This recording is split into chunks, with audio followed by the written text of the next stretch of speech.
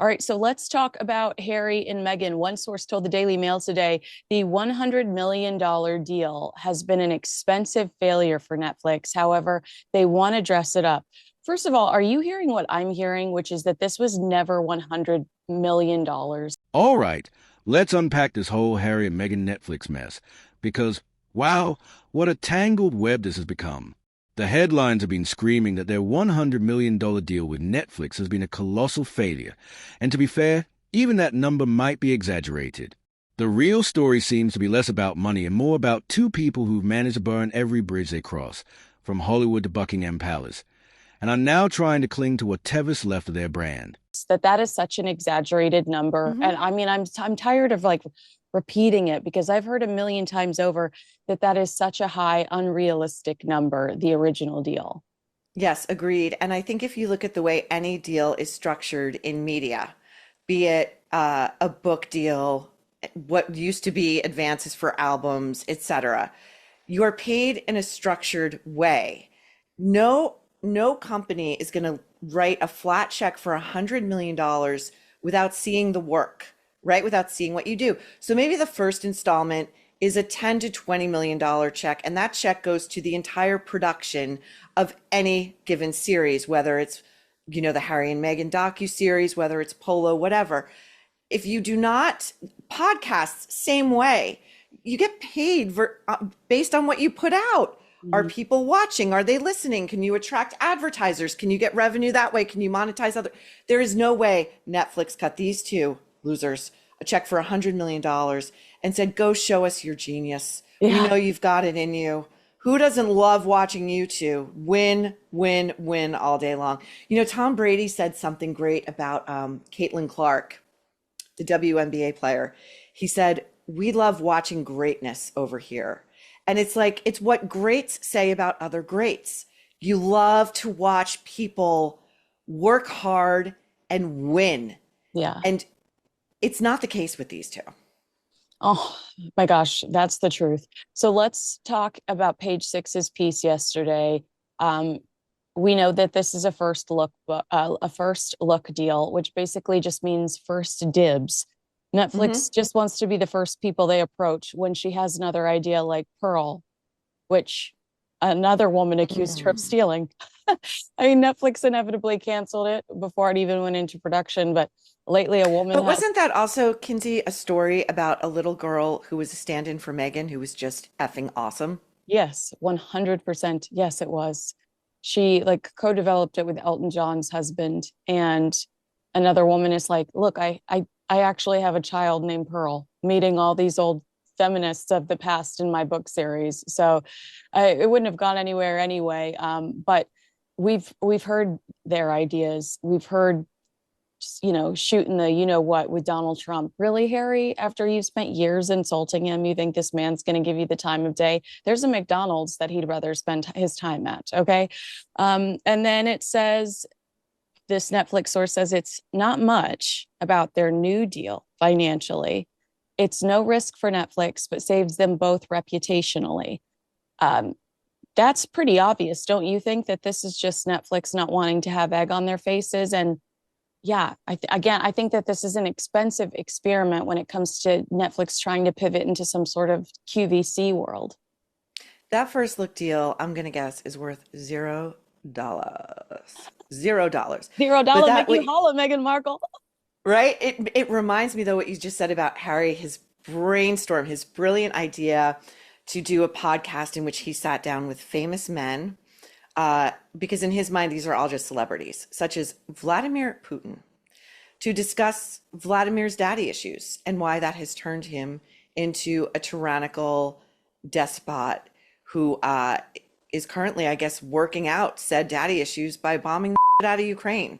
Right? Like, he's such a moron. And I think also the way in which Netflix is trying to gently part ways is to avoid, you dance with who brought you. And they got in bed with Meghan Markle, who is a terrible person. My opinion. Like, if she's angry, she's going to start leaking. She's going to start telling things that she knows about the ways in which Netflix is run, or maybe some, sordid little secrets of what goes on over at Netflix HQ just my supposition. So I think it's remarkable too, Kinsey, because we're seeing this play out in the culture right now with so many people who just won't take the memo. Like, you failed. We don't want what you're selling. Your product sucks, and we're tired of you in our faces all the time. It's the same with Sarah Jessica Parker. It's the same with Howard Stern. And now, like, death comes in threes, right? And now it's Meghan Markle. Oh my gosh. And I agree with you that, like, analytically, we can look at what's going on and say, okay, well, this is not quite the hit that you're trying to sell us. Polo specifically, in the low 3,000s of their 7,000 list that they recently released. Meghan's show was 383, I think. You know, it didn't even crack the top 100, and you're trying to tell us that this is such a valuable asset. But I feel like she intentionally tried to put it on Netflix when she sat and did that Time sit down in New York, where we were all like, why is she there? She's not even on their list this year. There, when they did their Time 100 event. Let's start with that big flashy number, $100 million. Everyone loves to repeat it, but insiders keep insisting that it's just not true. The deal was never a flat $100 million check. That's not how entertainment contracts work. In Hollywood, deals are structured in stages. A bit of money up front, more if you deliver, and bonuses if the project actually performs.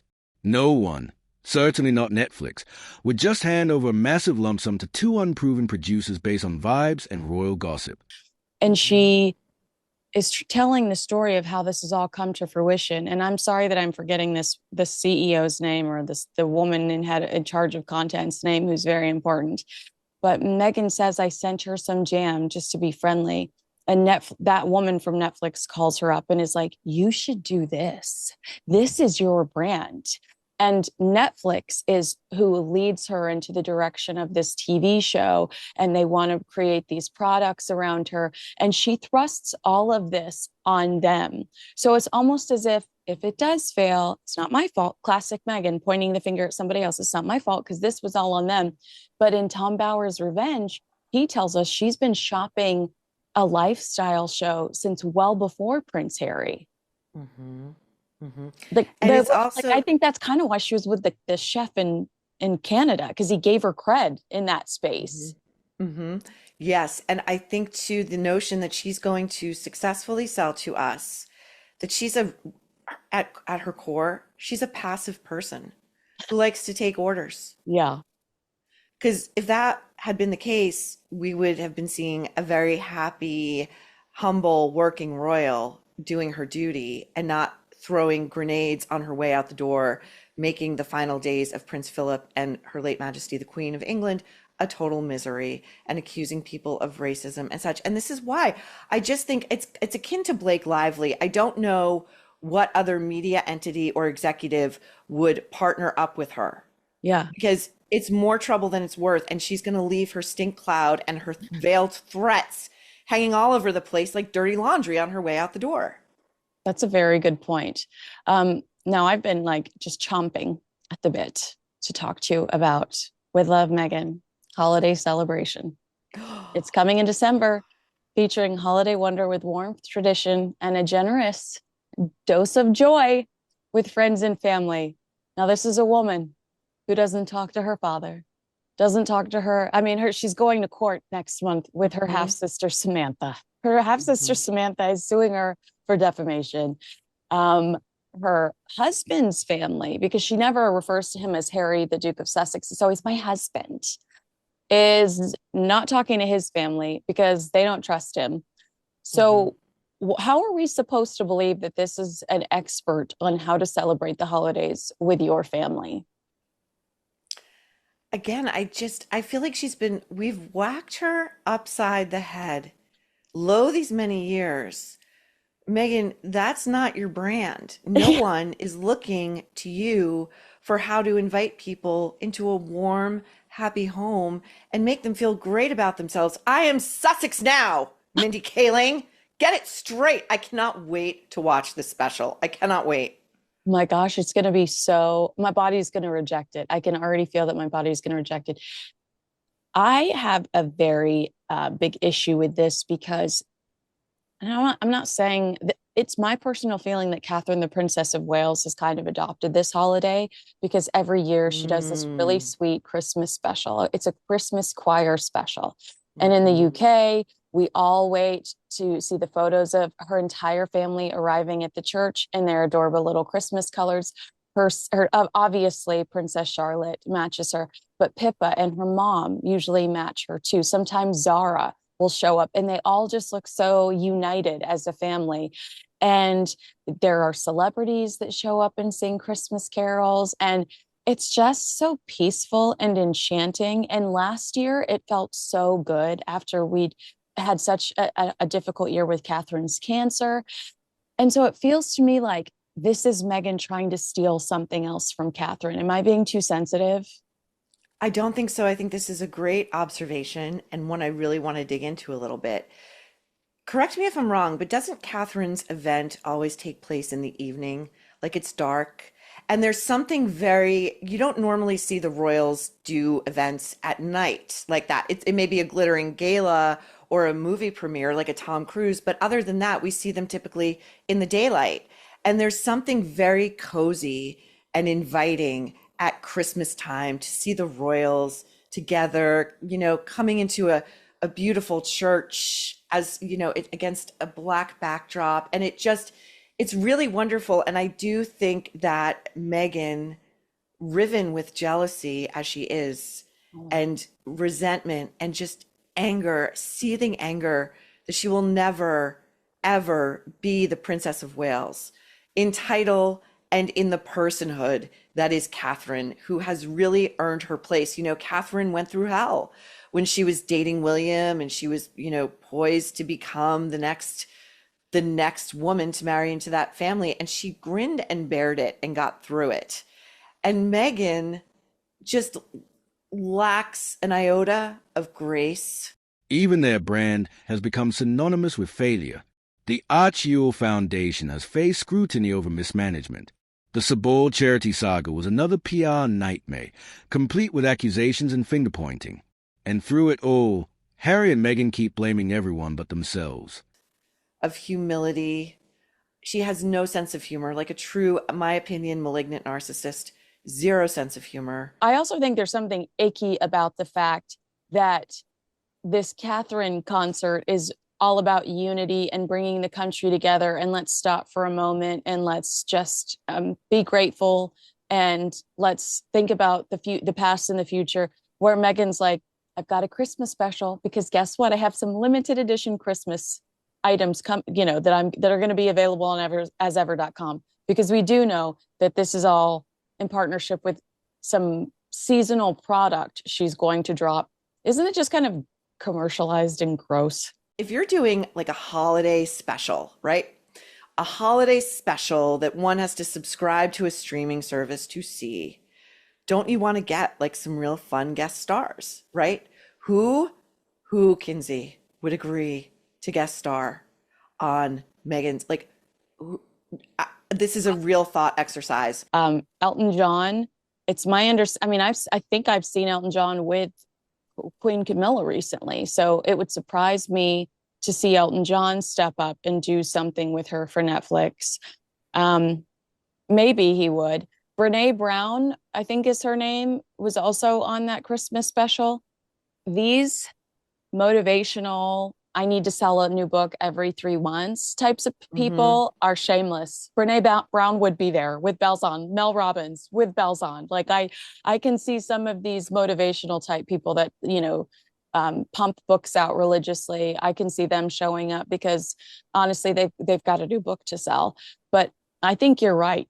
I think she's really, really limited. She's done it to herself, because the cast of Suits were so supportive of her leading up to the wedding. They showed up to Hmm. the wedding, and then she cuts them off and changes her phone number. There was the big Suits resurgence where everybody was watching it on Netflix. She's missed so many opportunities, nostalgia wise. She's missed Hmm. so many opportunities by alienating the people that she came up with. Hmm. Yeah, I couldn't agree with you more. I think back to that Super Bowl ad with the two lead actors from Suits. Now, I've never watched the show, but because it's been in my face so much, I recognize them. And I thought for a Super Bowl ad, they must have thought, who better than Meghan Markle? Mhm. But my sense is she is so toxic as a brand, and they probably have such a personal dislike for her. To change your number and not shoot an email and say, "Hey, here's my new contact info," is so she's tacky, she's rude, she's horrible. The takeaway: Netflix's lucid deal isn't a vote of confidence. It's a polite exit strategy. The company gets to claim a continued partnership while quietly walking away. Meghan and Harry get to save face, for now, by pretending they are still Hollywood power players. But the truth is, they're out of ideas, out of allies, and out of goodwill. What began as a golden opportunity to reinvent themselves outside the royal bubble has devolved into a series of embarrassing flops and PR stunts.